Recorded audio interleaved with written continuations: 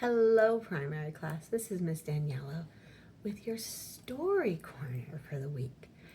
And if you remember last week, we were left with a to be continued. So today we're going to read the conclusion, How Great Aunt Jessica Chose, Part 2. If you'll also remember last week, Great Aunt Jessica had decided she was going to go on a trip and she needed to choose which of the cousins would go with her. And Bess was with her cousins and they were about to head to Aunt Jessica's house when something happened. She saw a little old lady who looked like she needed help. So instead of going with her cousins, Bess decided it would be more important for her to help this little old lady. So let's continue on with our story. Bess hurried back to the little old lady. "Pardon me," she said politely. "Is there anything I can do for you?" "Oh, thank you," cried the dainty little old lady. "I'm so grateful. Half an hour ago I broke my glasses, and without them I'm quite lost. I can't see clearly at all, and the new glasses won't be ready until tomorrow." "I'll help you any way I can," Bess told her. "Just hold on to my arm and tell me where you would like to go." She glanced over her shoulder, but her cousins were already out of sight.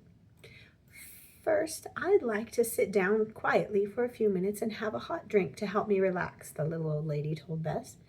"Then I'd like to go to the post office and buy some stamps and mail several letters.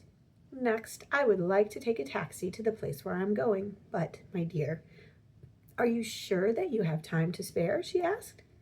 "Of course I do," Bess told her, as she led her to a little shop where she could relax and be served a hot drink. When the little old lady had rested, they went to the post office for stamps and mailed her letters. Next, a taxi was called, and soon the little old lady was safely on her way to the place where she was going. She relaxed against the comfortable seat. Then suddenly she sat up. She remembered she hadn't asked the name of the sweet girl who had so kindly helped her, and she felt sad as she realized it was too late now. At the Summerfield home, 6 cousins were looking out of the living room window. They were eagerly watching for Great Aunt Jessica and hoping that Bess would still get there in time. "There's a taxi!" they all exclaimed together. And as the taxi drove up, the driver helped a little old lady get out. She was wearing a gray suit and a hat with a blue feather in it. The cousins gasped.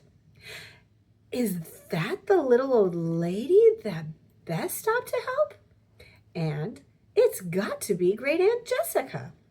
Then, just as the taxi left and Great Aunt Jessica started walking up to the house, Bess and her father drove up in the Hardys' car. "I'm so glad you came along just then, Daddy," Bess said as they got out of the car. Then the little old lady stopped and turned around. "My dear!" she cried, and Bess gave a surprised and delighted exclamation at seeing her again. "I would remember that pleasant voice anywhere. I'm Great Aunt Jessica." Then she took Bess's arm once more, and together they walked on toward the house. "Won't it be fun seeing the sights in California together?" she asked happily. "But let's keep it a secret until after dinner." After dinner, and after telling what had happened that afternoon, Great Aunt Jessica announced that she had chosen Bess to go with her to California that summer. Everyone was pleased, and Bess's 6 cousins were especially happy.